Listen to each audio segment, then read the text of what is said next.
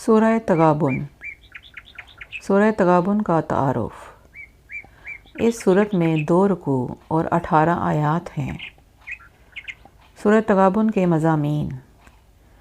اس صورت کی ابتدا میں اللہ تعالیٰ کی وہ صفات بیان کی گئیں جو اس کے علم، قدرت اور عظمت پر دلالت کرتی ہیں۔ اللہ تعالیٰ کے رسولوں علیہم الصلاۃ والسلام کو ان کے بشر ہونے کی وجہ سے جھٹلانے والی سابقہ امتوں کا انجام بیان کر کے کفار کو ڈرایا گیا اور مرنے کے بعد دوبارہ زندہ ہونے کا انکار کرنے والوں سے قسم کے ساتھ فرمایا گیا کہ انہیں ضرور دوبارہ زندہ کیا جائے گا۔ قیامت کے دن کے بارے میں بتایا گیا کہ وہ دن ہارنے والوں کی ہار ظاہر ہونے کا دن ہے۔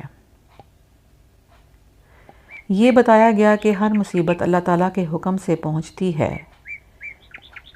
یہ خبر دی گئی کہ تمہاری بیویوں اور تمہاری اولاد میں سے وہ تمہارے دشمن ہیں جو اللہ تعالیٰ کی اطاعت سے روکتے ہیں، تو ان سے احتیاط رکھو۔